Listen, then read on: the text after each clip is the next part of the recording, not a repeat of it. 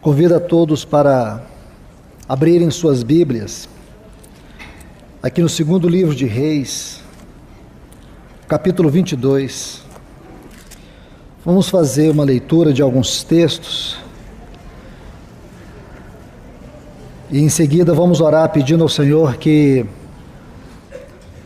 venha abrir o seu céu sobre nós, em torno desta maravilhosa porção que nós encontramos aqui, e que sejamos ajudados concernente a alguns princípios relacionados à centralidade e à restauração da palavra, ou à restauração e à centralidade da palavra. Segundo Reis, capítulo 22, vamos ler a partir do versículo 3. No 18º ano do rei Josias, enviou o rei a Safã, filho de Azalias, filho de Mesulão, escriba, à casa do Senhor, dizendo: vai ao sumo sacerdote Ilquias e dize que recolha o dinheiro que é trazido à casa do Senhor, que recolheram do povo os guardas da porta, e que o ponha nas mãos dos que fazem a obra, que tem o seu encargo, o conserto da casa do Senhor, e que entregue aos que fazem a obra da casa do Senhor, para reparar as fendas da casa, e aos carpinteiros, mestres e pedreiros, para comprar madeira e pedra de contaria para reparar a casa, e que não peça conta do dinheiro, cujo manejo lhes confie, porque eles procedem com honradez. Então disse o sumo sacerdote Ilquias ao escriba Safã: achei o livro da lei na casa do Senhor. Ilquias deu o livro a Safã e o leu. Vindo depois o escriba Safã ao rei, deu-lhe conta e disse: teus servos recolheram o dinheiro que foi achado no templo, e o entregaram aos mestres de obra, que têm o seu encargo, o conserto da casa do Senhor. Também o escriba Safã declarou ao rei: o sacerdote Ilquias deu-me um livro, e Safã o leu diante do rei. E ao ouvir o rei as palavras do livro da lei, rasgou suas vestes. Depois o rei ordenou ao sacerdote Ilquias e a Icão, filho de Safã, e Aquibor, filho de Micaías, o escriba, Safã, e Asaías, servo do rei, dizendo: ide e perguntai por mim e pelo povo, e por todo o Judá, acerca das palavras deste livro, que foi achado, porque é grande a ira do Senhor que se acendeu contra nós, visto que nossos pais não escutaram as palavras deste livro, para fazer conforme tudo o que nos foi escrito nele. Vamos orar. Pai, no nome de Jesus, nós te pedimos encarecidamente neste santo nome, que venha sobre nós, que as verdades contidas nestes textos possam saltar sobre nossa mente e coração, para que o Senhor venha de maneira muito especial nos ajudar a entender não a história, mas a nossa própria realidade hoje, dentro da história que está narrada nessas palavras. Porque não é o nosso objetivo aqui ler história, mas ser tocados pela vida e pelo poder da Tua palavra. Por isso, nós oramos em nome do Teu Filho Jesus. Nos ajuda a ir além daquilo que lemos, ver nossa própria condição, ver o quanto nós necessitamos de olhar para a realidade contextual que nos cerca, e saber o quanto da tua palavra se encontra em escombros, o quanto existe da própria história de Josias nos nossos dias, na nossa realidade. Te pedimos em nome do teu Filho Jesus, ajuda-nos, para que nesta hora a tua doce e viva palavra penetre nos nossos corações, tratando com cada área onde nós temos extrema carência do teu trabalho, do teu agir. Nós te rogamos, no sagrado nome do teu Filho Jesus. Amém. Então, meus amados em Cristo, o meu encargo para esses dias é acerca da restauração e a centralidade da palavra. Vamos tomar como um ponto de partida este capítulo 22 de 2 Reis, a história do rei Josias. O rei Josias, dentre os 19 reis de Judá, você sabe muito bem que o reino de Israel um dia se dividiu entre o reino do norte e reino do sul. No reino do sul, cuja capital era Jerusalém, estava a descendência de Davi. Josias foi um dos reis do reino do sul. Desses 19 reis, 2 foram piedosos. Tivemos alguns reis bons, porém piedosos, apenas 2. Ezequias e Josias. Ezequias viveu 57 anos antes de Josias. E entender o assunto exposto aqui nessa história, nós precisamos voltar desde o capítulo 16 de 2 Reis. E por quê? Porque desde o capítulo 16 de 2 Reis, todo o contexto no que diz respeito à história de Josias é construído. Então entendam bem, nós precisamos ler toda a história a partir do capítulo 16 de 2 Reis. Aqui nós vamos encontrar a história de Acás. Acás foi o pai de Ezequias. Ezequias foi o pai de Manassés. Manassés foi o pai de Amon, e Amon foi o pai de Josias. Então você precisa ler todas estas histórias. E você vai ver que, em primeiro lugar, o rei Acás foi um rei perverso. Este rei tinha um coração maligno. Ele procurou destruir aquele templo que Salomão construiu. Ele não apenas procurou destruir, mas o que ele não conseguiu destruir, ele profanou, a ponto de ir em Damasco e ver um altar pagão. E ele pediu que fosse feito um modelo, uma cópia, um projeto desse altar, e enviou esse projeto para os artífices, os arquitetos, lá em Judá.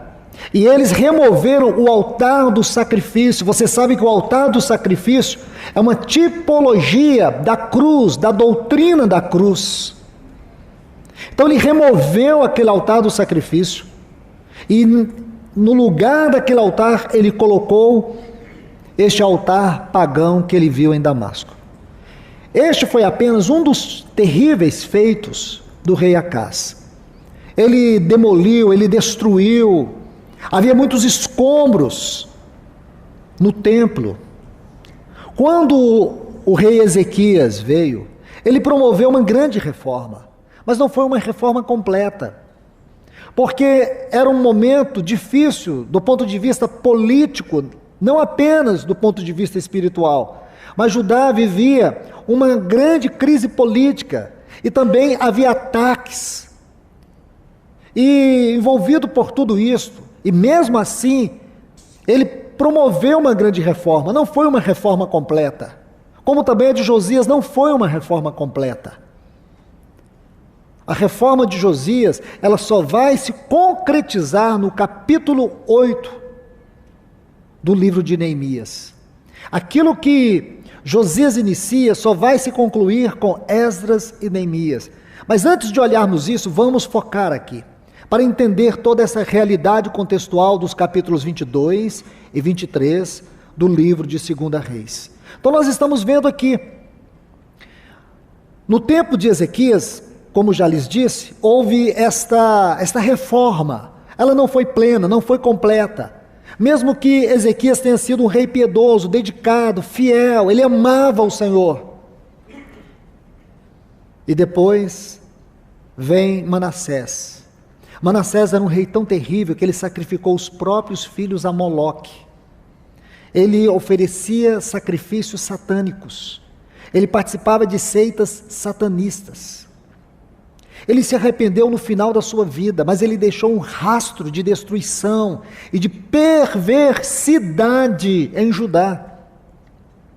A degradação espiritual no tempo de Judá era algo profundo. Não era um pequeno desvio, era um desvio profundo. Era um desvio de foco, de alvo, um desvio de tudo. A nação estava mergulhada em densas trevas de apostasia. Então, depois de Manassés, surge Amon. Mesmo tendo reinado por pouco tempo, ele deu continuidade a este caos de perversidade espiritual. É neste ambiente de densas trevas, de um profundo afastamento, que surge o rei Josias, uma criança de 8 anos, e que, graças a Deus, sua mãe teve uma grande influência na vida dele. Aí nós vamos para este texto que começamos no capítulo 22 de 2 Reis, no 18º ano, isto é, ele tinha 26 anos. Josias, ele tem o seu nome profetizado aproximadamente 300 anos antes de nascer. Se você ler 1 Reis, capítulo 13, versículo 2, o nome de Josias é mencionado. Isso é muito especial, meus irmãos. Este rei tem o seu nome mencionado aproximadamente 300 anos antes de nascer, quando inicia-se a divisão do Reino do Norte e Reino do Sul. E aqui o seu nome é mencionado numa linda profecia. E quando este jovem surge no trono, e graças a Deus, muito bem amparado, de pessoas com uma grande envergadura espiritual, ele procura fazer uma reforma na casa de Deus, remover todos os entulhos que haviam ainda desde a época de Acás. Este era o objetivo dele: ordenar as coisas, limpar, reestruturar, reorganizar. E é neste ambiente que nós temos que ver o que espiritualmente está acontecendo e o que realmente Deus quer nos falar. Não é nosso objetivo aqui ler história. Não é nosso objetivo aqui falar da história. É importante falar da história. Mas o objetivo do Espírito Santo em nos dar a história é revelar as questões obscuras da nossa realidade espiritual. É neste ponto que precisamos observar a leitura que fizemos. Aqui eu desejo destacar algumas coisas, e chamo a atenção de vocês para cada uma delas, porque à medida que nós formos vendo estes pontos, estes detalhes, nós vamos entender a mente do Espírito Santo nesta palavra. Então vamos observar alguma coisa aqui. A primeira delas, que eu chamo a atenção de todos vocês, é para a frase casa do Senhor. E por quê? Lembre-se que nós estamos vendo este capítulo 22 a partir de um contexto. Este contexto inicia-se no capítulo 16 de 2 Reis, desde Acás. Eu lhes dei aqui uma visão panorâmica disso. Encorajo vocês a ler cuidadosamente todos estes capítulos. Então observe. Quando você estuda desde o capítulo 16, isto é, quando você estuda cuidadosamente, desde o capítulo 16 de 2 Reis, você vai ver que a frase casa do Senhor ocorre 21 vezes. Parece não ser nada importante, mas observe. Dessas 21 vezes que ocorre desde o capítulo 16, 11 vezes você vai encontrar nos capítulos 22 e 23. Isso é muito importante. Porque existe uma ênfase aqui. Meus irmãos e irmãs, podemos dizer que há uma ênfase clara sobre este assunto, casa do Senhor.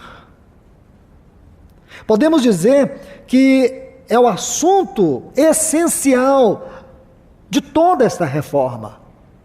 Porque, doutrinariamente falando, o assunto casa do Senhor, ele percorre de Gênesis a Apocalipse. Primeiro nós vemos este assunto no capítulo 2 do livro de Gênesis. Na figura daquela mulher, quando a Bíblia diz que Deus levou Adão a um sono e tirou da sua costela e a transformou numa mulher. Gênesis 2, 22. Essa palavra transformou vem de um vocábulo hebraico, baná. Se você quiser estudar só no livro de Gênesis, você vai ver muitas ocorrências desta palavra. Significa edificou. Um exemplo, aqui em Gênesis 4,17. Vamos pegar apenas esse texto. Se você não quiser abrir, eu vou citar rapidamente. Quando diz que Caim edificou uma cidade, ele chamou Enoque, o nome do seu filho. Então Caim edificou, Gênesis 4,17. Aqui está a palavra, a mesma que é usada no versículo 22 de Gênesis capítulo 2. Baná, edificou. O homem foi criado, a mulher edificada. E isso corresponde fielmente àquilo que o nosso Senhor disse lá em Mateus capítulo 16. Eu edificarei minha igreja. Essa mulher aqui é uma figura da igreja. Porque quando Deus criou Adão, ele tinha em sua mente Cristo. E quando ele criou esta mulher, ele tinha na sua mente a igreja. O assunto Cristo e igreja percorre toda a Bíblia. Casa de Deus, casa do Senhor, templo, igreja. São verdades espirituais para comunicar uma realidade profunda em Deus. Nós somos esta casa espiritual, mas vamos entender isso doutrinariamente para compreender o que realmente está acontecendo aqui e o que é que Deus quer nos falar. Então, se você entende que esse assunto, ele inicia aqui em Gênesis 2:22 e vai até Apocalipse capítulo 22, temos que entender que é um dos assuntos elevados da revelação de Deus na sua palavra. Isto é, do ponto de vista da doutrina, é um assunto elevado. O que nós vemos aqui no capítulo 22 é que a casa de Deus está em ruínas e que este livro da lei estava perdido dentro da casa de Deus. Você consegue conceber esta figura, esta ideia? A casa de Deus em ruínas e a sua palavra debaixo de escombros. Que figura trágica, irmãos, para revelar os dias que nós estamos vivendo, para mostrar o quanto precisamos ir aos pés do Senhor, para que Ele nos ajude a vivermos e correspondermos como sua casa, como seu povo, como lugar da sua habitação, como esse templo, e que a sua palavra tenha em nós o lugar de preeminência, de centralidade, que ela não seja apenas objeto de religião ou de intelecto, mas que ela seja viva e eficaz em nós e entre nós. Porque no Antigo Testamento você vê esta palavra sendo revelada. Nos Evangelhos você vê esta palavra personificada. E quando você estuda 2 Coríntios capítulo 3, você vê essa palavra sendo expressada. E Paulo diz que nós somos uma carta. Uma carta tem uma mensagem. E a grande pergunta é: qual é a mensagem que nós proclamamos quanto à nossa vida? Qual é o testemunho que o Evangelho tem e se expressa por meio da nossa vida?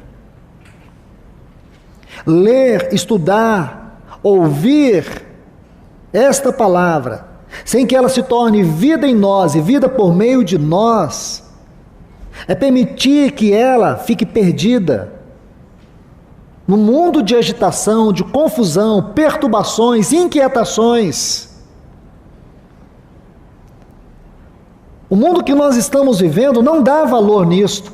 E o terrível em tudo isso é a maneira como a igreja do Senhor tem correspondido em relação ao testemunho da palavra.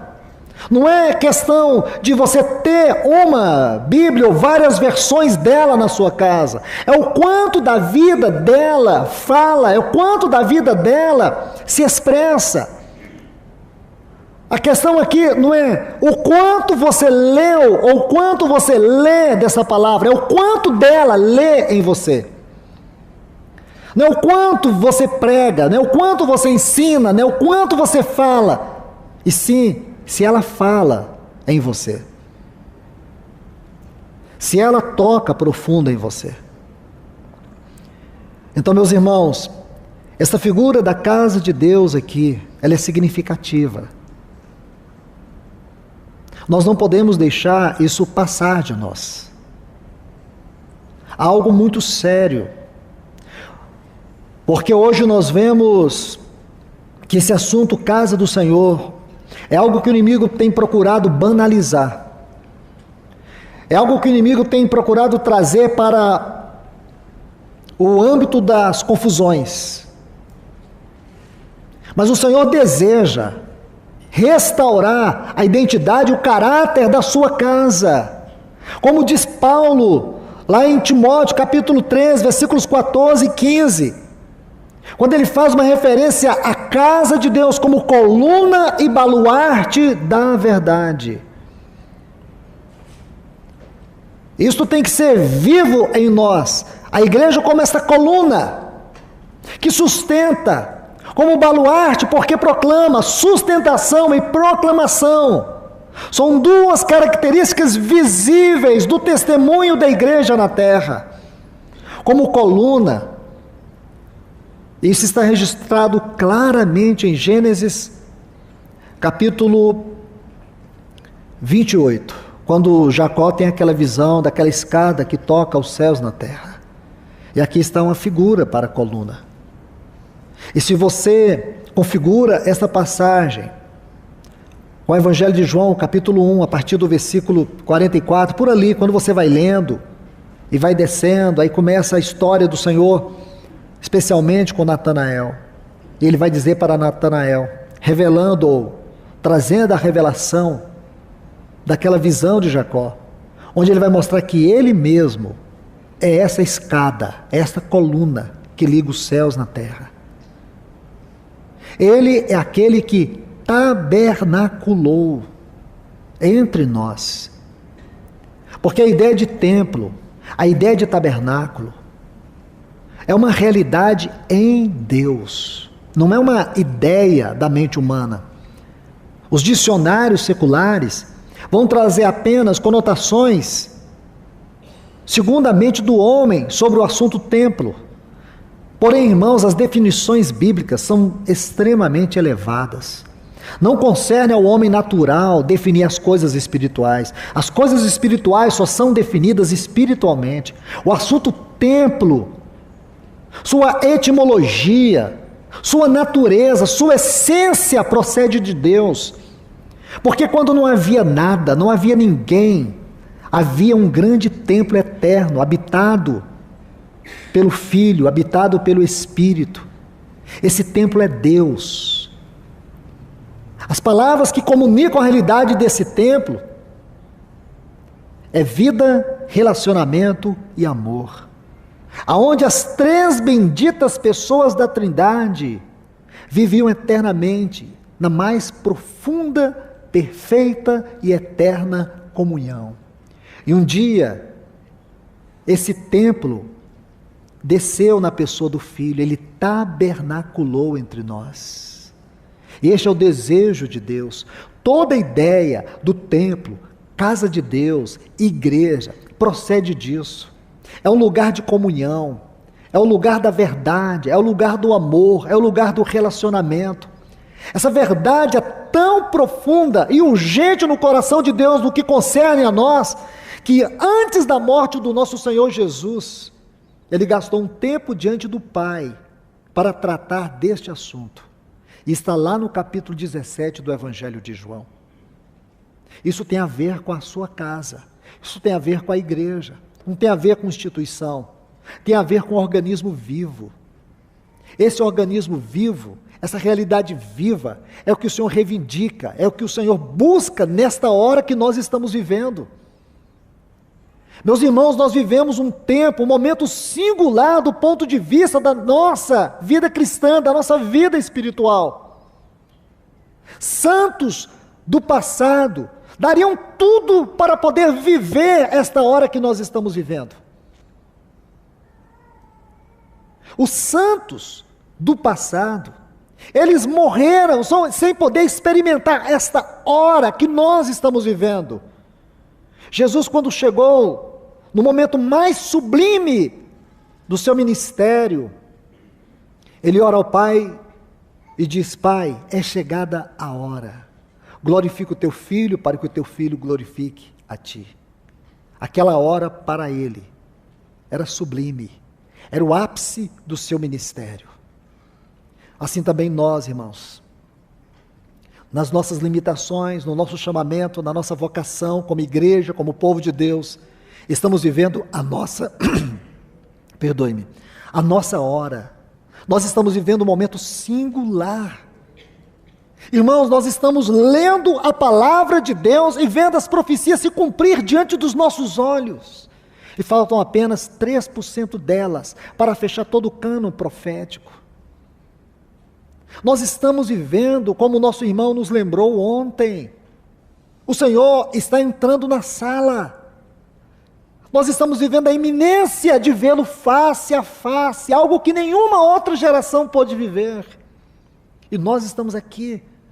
Não é hora para acomodar, não é hora para baixar nossas armas, não é hora para desvios, não é hora para perdermos tempo. Nós estamos vivendo a iminência da volta do nosso Senhor, de ouvir o clangor da trombeta.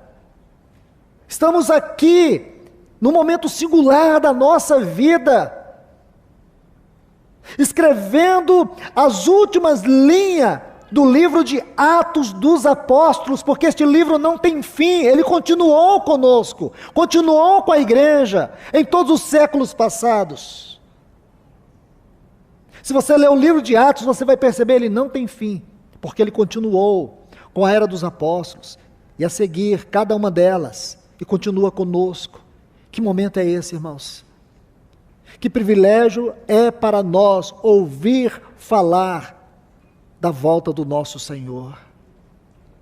E agora nós estamos vendo aqui que o inimigo tem trabalhado arduamente, de maneira perseverante em todos esses séculos, para destruir a casa de Deus, para destruir o seu testemunho, para aprisionar o povo de Deus nesta era, neste momento, que tem sido consumido por uma mente secular. O secularismo tem tomado o lugar daquilo que é espiritual. O formalismo tem tomado o lugar daquilo que é devocional. E tantos entulhos têm vindo sobre o povo de Deus, têm vindo na casa de Deus. Quantos entulhos existem dentro da nossa casa, irmãos, que tem impedido a vida devocional, que tem roubado de nós o lugar da comunhão e da oração, Quantos entulhos no nosso casamento, quantos entulhos na criação dos nossos filhos. Estamos vivendo numa geração de homens caídos, mulheres caídas. Coisas que há 20, 30 anos a sociedade reprovava, hoje faz parte da cultura de um povo, cultura de uma sociedade. Coisas que os nossos pais e avós repudiavam, a sociedade no tempo deles, tinham nojo, a nossa sociedade acata, aceita, pratica, ensina, institui. Porque esta geração é a geração descrita na palavra de Deus como fazendo parte deste contexto profético. E nós estamos vendo isso, irmãos. Será que nós temos discernido essas trevas? Quanto mais aproximamos da vinda do nosso Senhor, mais as trevas se intensificam.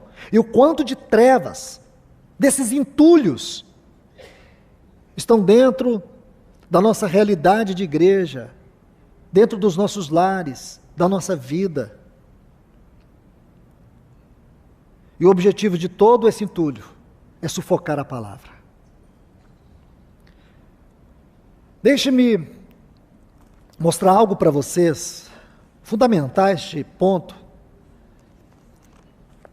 acerca daquilo que nós estamos vendo aqui, em 2 Reis, capítulo 22. Então nós temos aqui, primeiro, a casa de Deus.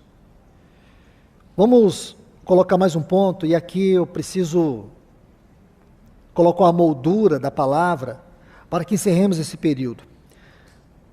O segundo ponto é a palavra de Deus sobre escombros. A palavra de Deus é entulhada. Essa é uma outra figura que nós encontramos aqui no capítulo 22. Primeiro, a ênfase na casa de Deus. 11 vezes. Desde o capítulo 16 de 2 Reis até o capítulo 23, são 21 menções dessa frase, casa do Senhor. 11 vezes nesses dois capítulos que corresponde à história de Josias. Agora, um outro ponto. A palavra de Deus debaixo de entulhos. É isso que você vai ver. A palavra de Deus entulhada. A tradução rabínica diz que esses entulhos estavam ali desde a época de Acás. Se você ler especialmente o capítulo 16, os versículos 10 a 19, você vai ver que os entulhos estavam ali desde a época de Acás. E por incrível que pareça, a palavra de Deus estava ali, debaixo dos escombros. Eu quero ler com vocês, para que nós venhamos colocar a moldura nesse ponto, Mateus, capítulo 7. Vamos ler desde o versículo 1, para que nós venhamos entender de maneira doutrinária este ponto. A palavra de Deus, o que significa isso? A palavra de Deus debaixo de escombros, sob escombros. Porque isso é muito triste.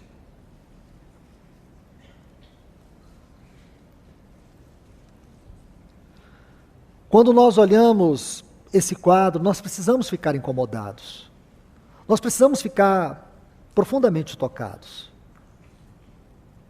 Irmãos, há um grande risco quando nós lemos a Bíblia apenas vendo história. Há um grande risco quando nós estamos lendo a Bíblia e ela não está nos lendo. Há um grande risco quando você lê a Bíblia com a mentalidade meramente acadêmica, religiosa. Esse relacionamento superficial, intelectual ou religioso com a palavra é que tem produzido uma geração de apostatas, de pessoas indiferentes, frias. Elas leem, mas nunca são tocadas. Irmãos, nós temos que ler a palavra. À medida que você lê essa palavra, o Espírito Santo, ele anela trazer revelação dessa palavra e fazer aplicações a partir dessa leitura. Então nada pode ser tomado de forma simples ou superficial. Nós temos que pedir ajuda ao Espírito Santo para que ele nos leve às águas profundas, seja aonde for neste livro, porque somente ele é capaz de interpretá-lo para nós. Nós jamais vamos receber vida dessa palavra se nós estivermos apenas tocando um livro de maneira literária. Que o Senhor nos ajude. Então deixe-me colocar um ponto tão importante aqui, que foi ensinado pelo Senhor, que vai nos mostrar o grande perigo que alguns estão correndo por tratar a palavra de Deus de maneira superficial, ou por deixá-la debaixo de escombros. Eu creio que esta figura diz muito ao nosso coração, porque mostra o lugar que a palavra ocupa na nossa vida. Se ela não ocupa um lugar central, se ela não é lâmpada para os nossos pés, se ela não é luz para os nossos caminhos, se ela não é viva, se ela não é eficaz, se ela não habita ricamente os nossos corações, se ela apenas é um livro que se torna um amuleto religioso. Eu digo para vocês, estamos fadados a perder esta hora, a não discernirmos este momento, a não interpretarmos as profecias segundo a mente de Deus, se nós não temos visto esta palavra de maneira espiritual, se nós não temos permitido que este livro seja a boca de Deus no nosso coração, então o que nós estamos fazendo com a vida cristã é algo banal.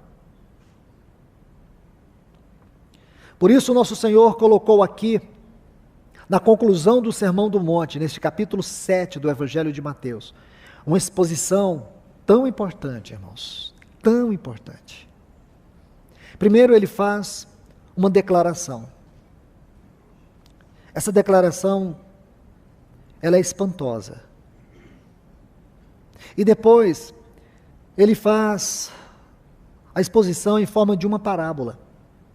E você precisa conjugar as duas coisas, configurar os elementos, para que a partir daí você tenha a revelação. Então vamos ler Mateus capítulo 7, a partir do versículo 21 até o 27. Ele diz: nem todo que me diz Senhor, Senhor, entrará no reino dos céus, senão aquele que faz a vontade de meu Pai que está nos céus. Muitos me dirão naquele dia. Irmãos, nós sabemos o que significa essa frase, naquele dia. Essa frase está para se cumprir, irmãos. Nós estamos perto de vermos a realidade desta frase. E que todos nós possamos chegar neste dia com o coração tomado de júbilo, de alegria e de gozo. Senhor, Senhor, não profetizamos em Teu nome, e em Teu nome não lançamos fora demônios, e em Teu nome não fizemos muitos milagres?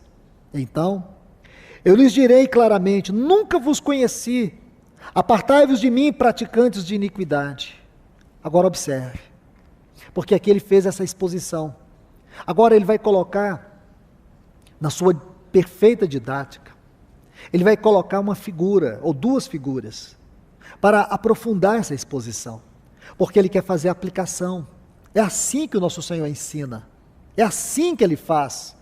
Aí ele diz, todo aquele, então observe, nem todo, inicia o versículo 21, agora todo aquele, pois que ouve minhas palavras, e as coloca em prática, é como o homem prudente que edificou sua casa sobre a rocha.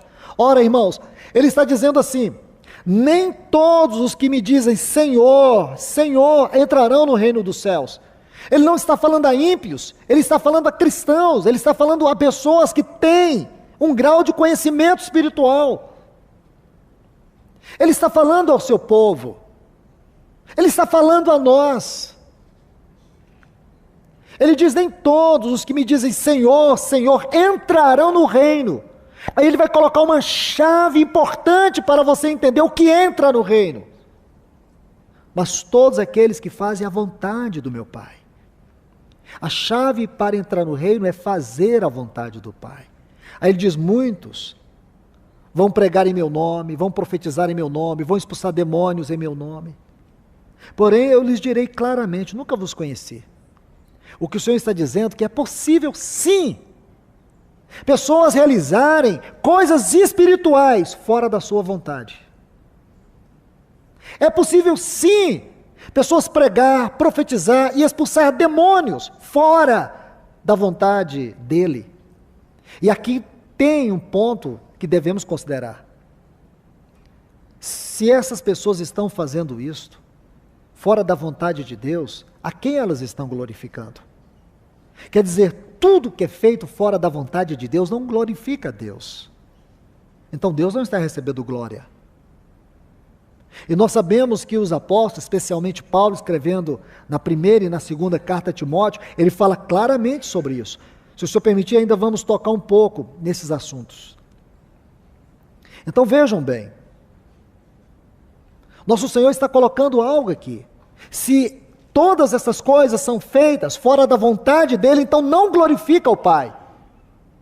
E se essas pessoas fazem todas essas coisas, e são coisas espirituais, e que não glorificam a Deus, existe um poder maligno por detrás de tudo isso. Essas coisas, elas têm como foco não a Deus, mas o próprio inimigo, porque elas desonram a Deus em suas obras, por mais espirituais que elas julguem ser. Mas irmãos, agora o Senhor vai colocar os fundamentos que você vai entender. Ele diz assim: todo aquele, pois, que ouve minhas palavras e as coloca em prática, é como o homem prudente que edificou sua casa sobre a rocha. Desceu a chuva. Chuva aqui fala de aflições.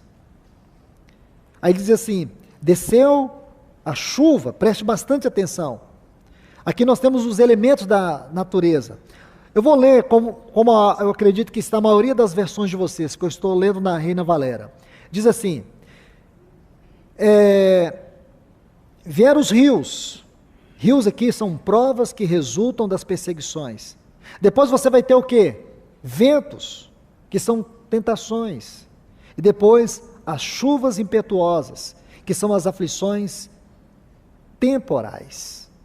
Estas três coisas aqui vieram contra este que ouve e pratica a palavra. Aí diz assim: desceu chuva e vieram torrentes, sopraram ventos, investiram contra aquela casa. Está vendo? E ela não caiu porque havia sido alicerçada sobre a rocha. Vamos parar aqui. O que significa uma casa alicerçada sobre a rocha? Como que nós podemos definir aqui, nas palavras do nosso Senhor, uma casa que é edificada sobre a rocha? O Senhor está dizendo que uma casa edificada sobre a rocha tem por fundamento ouvir, está vendo? E praticar sua palavra. Porque a palavra primeiro, ela vem para dentro, depois ela sai para fora. Está vendo, irmãos? Vou repetir isto, porque parece simples, mas não é. Primeiro a palavra entra, depois ela sai. E aqui você vai entender, segundo aos Coríntios, capítulo 3, quando Paulo diz que nós somos uma carta escrita pelo Espírito de Deus. Nós somos uma carta lida. Sabe o que significa isso? Essa carta lida, isto é o Evangelho. Este é o Evangelho. O Evangelho não é algo que está escondido no nosso coração apenas, mas é algo que é visto na nossa vida, no nosso casamento, no nosso testemunho. Você não precisa abrir a boca para pregar, sua vida tem que falar, porque você é uma carta. Aqui está o Senhor dizendo que uma casa edificada sobre a rocha é uma carta. A palavra entrou e ela saiu. A palavra tem que sair. E esse sair não são nossas boas virtudes. Porque em nós não habita bem algum, até em nossas boas virtudes. Existe um foco ególatra. Nas nossas boas ações, existem motivações pervertidas, secretas, que visam o nosso próprio ego, O que nós precisamos entender que o trabalho da palavra dentro é um trabalho mortal. Ela vem como espada, ela dissipa, ela corta, ela quebra, ela rompe tudo aquilo que resiste o trabalhar do Espírito. E o que flui disso aí são as virtudes morais do nosso Senhor Jesus, que são as evidências de um caráter transformado pelo trabalho da palavra. Então aqui nós temos que entender, ouvir e praticar. Porque a gente pensa que ouvir a palavra e praticar a palavra é fazer boas ações. O praticar a palavra é o resultado da obra do Espírito Santo que evidencia as virtudes morais do nosso Senhor Jesus. Aí você vai ser confrontado com situações difíceis que, humanamente falando, você não consegue viver, e nem corresponder, e nem agradar a Deus. Veja, por exemplo, os mandamentos, ensinos do Senhor por meio de Paulo, concernente aos maridos e às esposas, lá em Efésios capítulo 5. Quando ele diz que as esposas devam ser submissas aos seus maridos, que os maridos devam amar as suas esposas, as esposas devem ser submissas aos seus maridos como ao Senhor, isto é, em tudo. Na submissão da mulher, ela está glorificando o Senhor. Então as irmãs devem fazer a pergunta: será que a minha maneira de me submeter ao meu marido, eu estou glorificando o Senhor? Então o que significa? Significa é que você ouviu a palavra, mas não está praticando a palavra. Se você não consegue corresponder, na prática você está falhando. Se você estiver falhando na prática, veja bem, vai vir os rios, vai vir provas, vai vir tentações, aflições, e você vai falhar em todas elas. Sabe por quê? Porque a casa não está edificada sobre a rocha. Edificar a casa sobre a rocha não consiste apenas em ouvir a palavra, mas porém praticar a palavra. Da mesma forma os maridos. O Senhor diz, por meio de Paulo, que nós devemos amar as nossas mulheres como Cristo amou a igreja. Eu pergunto aqui, alguém se habilita por si mesmo, de si mesmo, corresponder fielmente a esse mandamento? Você consegue? Seria para mim a maior surpresa da vida, se o marido disser: irmão, graças a Deus tenho conseguido. Nunca. Nunca. Se não é um trabalho profundo da palavra, esmagando o nosso amor carnal, erotizado, interesseiro. Se não é a palavra esmagando o nosso coração adâmico, caído, que não converte. Ou tem alguém aqui que tem uma carne convertida? Nossa carne necessita todo o tempo do trabalho da palavra e do trabalho da cruz. A palavra não deve ser algo esporádico em nós, ela deve habitar ricamente o nosso coração. Habitar, viver, fazer morada permanente em nós. Por isso, irmãos, nós precisamos da ajuda do Espírito Santo para que Ele nos mostre o quanto existe de escombro sufocando a palavra na nossa vida. O fato de nós não conseguirmos corresponder à palavra, responder à palavra, viver a palavra, é porque os escombros sufocam a palavra. Então você vê aqui, são mandamentos, são virtudes de Cristo. Porque tanta submissão como o amor são virtudes de Cristo. Ele foi aquele que viveu toda uma vida de submissão ao Pai em todas as coisas. Tudo o que ele fez para agradar o Pai. Tudo o que ele fez para honrar o Pai. E você vê também o seu amor. Que amor é este? O amor do nosso Senhor. É com este amor que nós somos ensinados e exortados a amar as nossas esposas. Você pode não ser totalmente correspondido por ela, mas o seu amor não tem por base o quanto você é correspondido. Às vezes você diz: minha esposa é muito fria, ela não me ama, ela não me abraça, às vezes eu sinto que ela nem se importa comigo.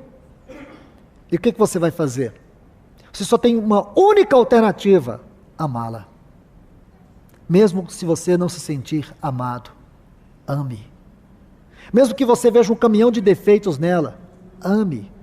Mas não é um amor que vai nascer por você e de você. Esse amor, ele vai brotar pelo trabalho vivo da palavra, pelo praticar a palavra. Praticar a palavra, irmãos, é quando a obra do Espírito Santo tocou profundamente o nosso coração e está evidenciando transformação. Mas vamos avançar na nossa leitura aqui. Versículo 26, ele diz: porém, todo aquele que ouve essas minhas palavras e não as coloca em prática é comparado a um homem insensato que edificou sua casa sobre a areia. Sabe o que é a areia? A vida natural. A rocha é Cristo e a areia é a vida natural. Mas vamos devagar aqui, porque temos alguns detalhes para ver.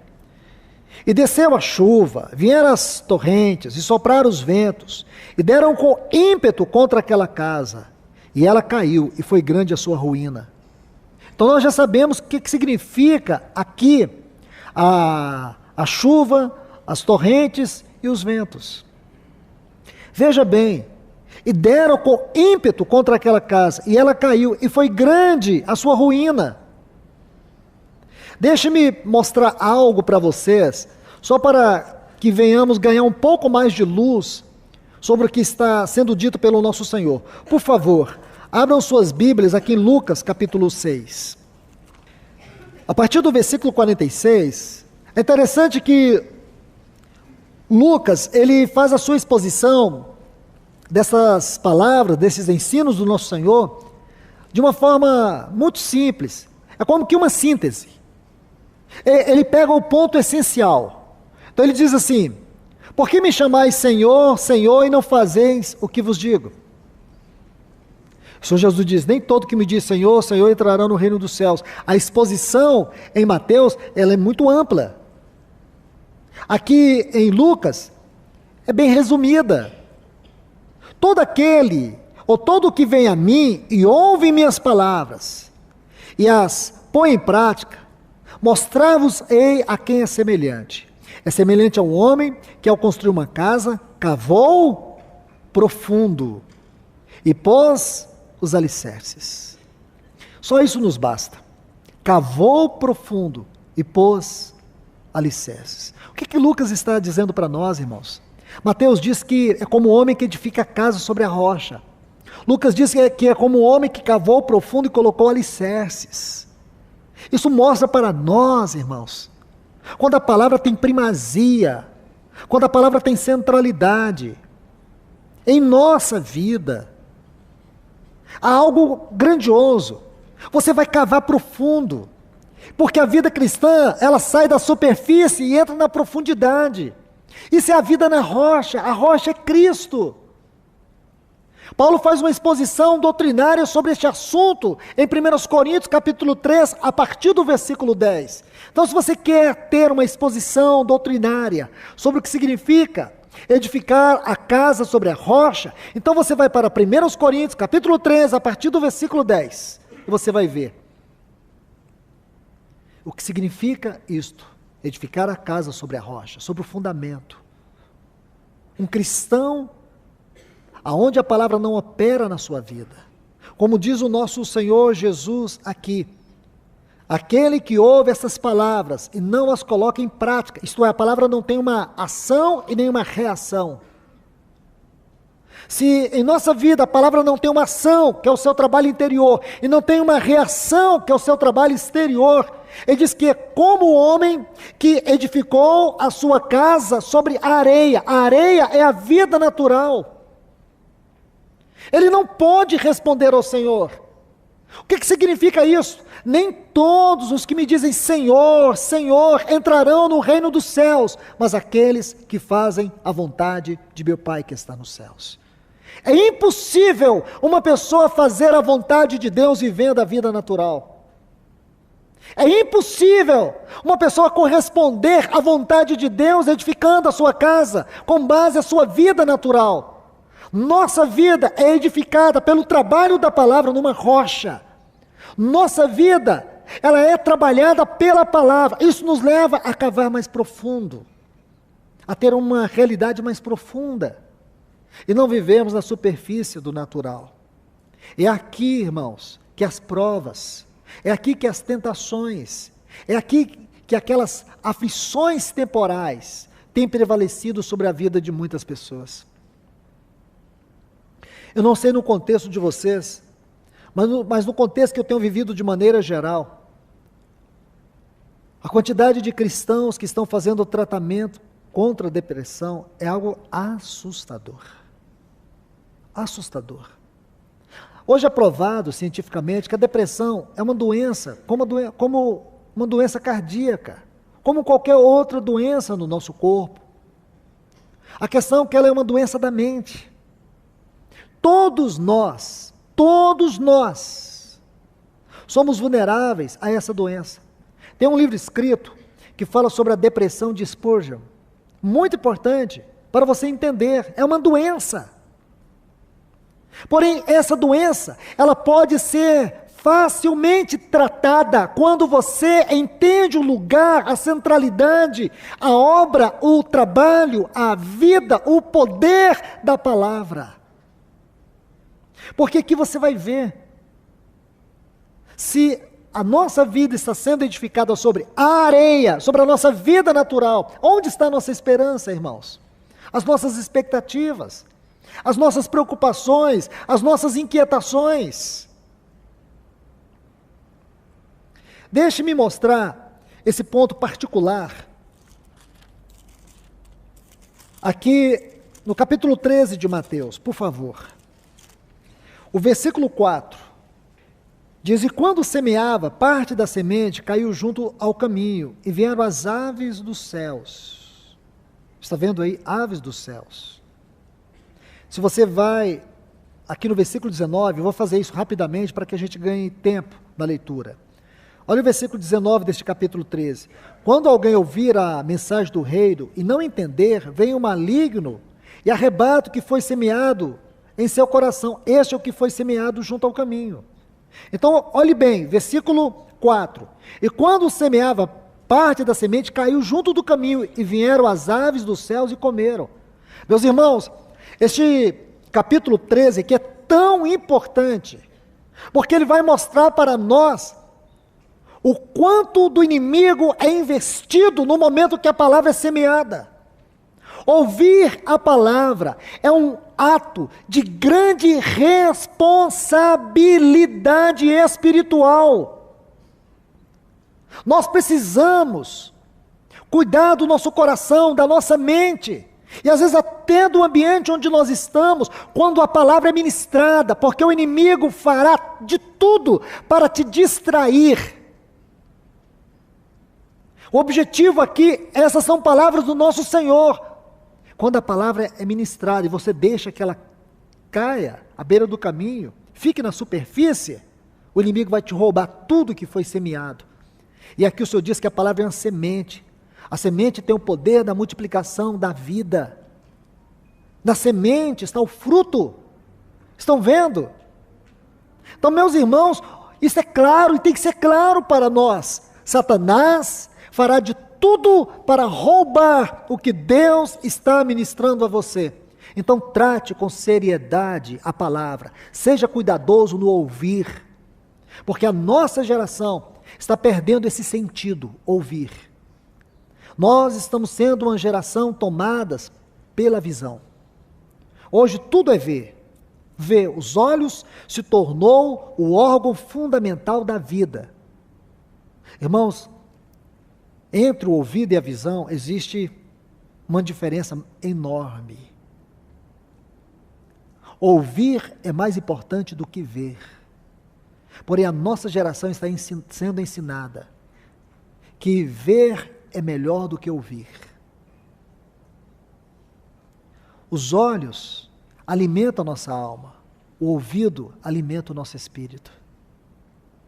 Quando o ouvir governa o ver, aí nós podemos tocar a visão celestial. Mas quando o ver, só o que ver, quando somos escravizados pelo ver e queremos controlar o ouvir, nós sufocamos o espírito. Nós sufocamos a palavra. E você vai ver que a ênfase da Bíblia não é no ver, é no ouvir. Quando Paulo diz para o rei Agripa que ele não foi desobediente à visão celestial, ele teve uma visão, mas seja cuidadoso quando ler Atos 9, porque primeiro a ênfase lá está em ouvir. Ele ouviu uma voz que disse: Saulo, Saulo, por que me persegues? Isto é, a visão celestial veio por meio não da visão, da audição. Compreende? Aquela visão celestial se derramou nele à medida que ele ouviu. A ênfase da Bíblia é ouvir. Quem tem ouvidos, ouça o que o Espírito diz às igrejas. Porque ver pode criar imaginações e ilusões. E é aqui que o Espírito quer nos corrigir. Então, meus irmãos, vamos adiantar. Versículo 5, outra parte caiu em pedregais, onde não havia muita terra, e logo brotou, porque não tinha terra funda, não cavou fundo. Veja os versículos 20 e 21. O que foi semeado em pedregais é o que ouve a palavra, e logo recebe com alegria, mas não tem raiz em si mesmo. Antes é de pouca duração, pois ao chegar a aflição, ou a perseguição por causa da palavra, tem tudo a ver com o que lemos lá em Mateus 7. Logo se escandaliza. A palavra aqui, a tradução é logo abandona. Logo abandona. Imagina, irmãos, vem as provações, vem as lutas, vem as tentações. E por que a pessoa abandona? O que ela abandona, irmãos? Ela abandona a palavra. Como é possível isto? É nesta hora que uma pessoa precisa da palavra. É exatamente neste momento que a palavra tem que ser vida dentro de você, para que você não fique sufocado pelas aflições, pelas angústias, pelas provações. Quantas pessoas abandonam o Senhor nestes momentos difíceis? E por quê? Porque a palavra não encontrou o lugar da sua frutificação. E aqui, o outro ponto. Versículo 7. E outra parte caiu entre os espinhos, e os espinhos cresceram e sufocaram. Está vendo aí? Vamos para o versículo 22. Aqui preste atenção. E o que foi semeado entre espinhos, este é o que ouve a palavra, mas os cuidados, essa palavra cuidados aqui, a tradução dela do texto original é ansiedade. E a ansiedade do mundo e o engano das riquezas sufocaram a palavra e ela fica infrutífera. Somente até aqui, irmãos. Só mesmo para nós ilustrarmos aquilo que nós estamos vendo aqui. Quantas pessoas estão escravizadas pela depressão, pela ansiedade? Quantas pessoas são escravas de remédios para poder controlar isso? Eu não estou condenando ninguém aqui, e nem posso fazer isso, porque é uma doença, é um mal que tem assolado as pessoas, mas aqui está o nosso Senhor dizendo que uma das causas da ansiedade é porque a palavra está entulhada, está sufocada no nosso coração, não está havendo uma reação dela. Nós só estamos ouvindo, não está tendo realidade do seu trabalho, da sua vida. E o que isso produz, irmãos? Isso produz um coração vulnerável, aonde Satanás rouba a palavra. Isso produz o quê? Superficialidade, onde não existe vida profunda. Isso produz ansiedade, onde as expectativas e as esperanças estão nas riquezas, no dinheiro, na vida deste mundo. E assim o nosso foco está completamente errado. Qual a razão de tudo isso, irmãos? Edificamos a casa sobre a areia. Edificamos a nossa vida em um terreno natural. Nós estamos vivendo em conformidade com o curso do mundo. Nós precisamos entender que a nossa mente tem que ser uma mente celestial. A nossa busca tem que ser uma busca eterna. Nossos pés estão na terra, mas o nosso coração está nos céus. É porque nós não temos elevado o nosso coração aos céus, estamos sendo sufocados pelas coisas deste mundo. Tentamos resolver tudo na esfera do terreno, na esfera natural. Nosso país vive uma terrível crise.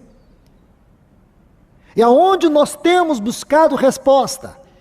Aonde estão os resultados? Os resultados não estão nas crises, os nossos resultados estão em Cristo. E a sua palavra, como lâmpada, como luz, é que vai nos guiar, é que vai nos conduzir, para que nós possamos, de maneira segura, caminhar nessa terra. Porque dias tenebrosos, mais do que estes que nós estamos vivendo, virão. E como nós vamos permanecer firme diante das torrentes, diante dos ventos, diante das tempestades? Como nós poderemos estar firmes? Só uma única razão: se a palavra encontrar em nós um lugar seguro para ela habitar e ser vida, para ela agir e para ela reagir. Aí sim, irmãos, 1000 cairão ao nosso lado, 10.000 à nossa direita, mas nós estaremos firmes, porque nossa vida está sendo edificada sobre a rocha. Jamais podemos afirmar que nós estamos em Cristo, se a sua palavra não está em nós. O Senhor Jesus diz assim: se alguém me ama, guardará as minhas palavras, João 14, 23, e o Pai o amará, e viremos para ele, e faremos nele moradas. Esta talvez seja a expressão clara da realidade daquilo que é a casa de Deus. A casa de Deus é o lugar aonde a sua palavra é amada, é acolhida, é vivenciada. Esta é a realidade daquilo que é a casa de Deus.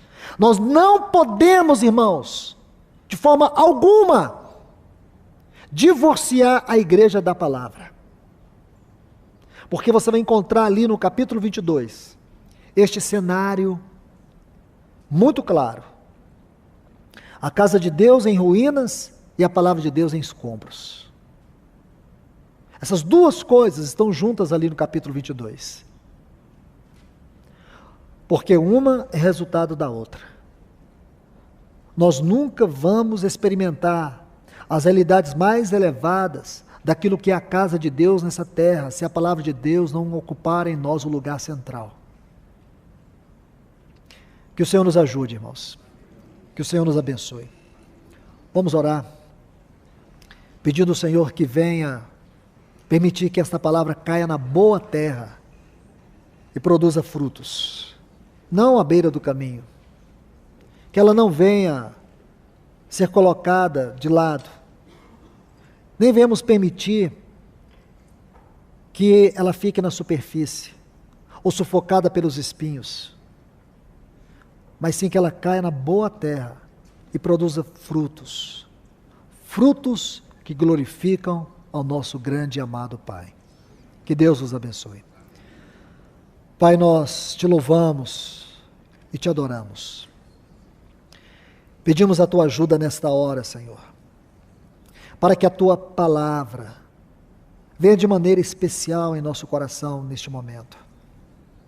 O Senhor sabe como cada um de nós temos tratado a tua palavra, a ênfase que temos dado a ela.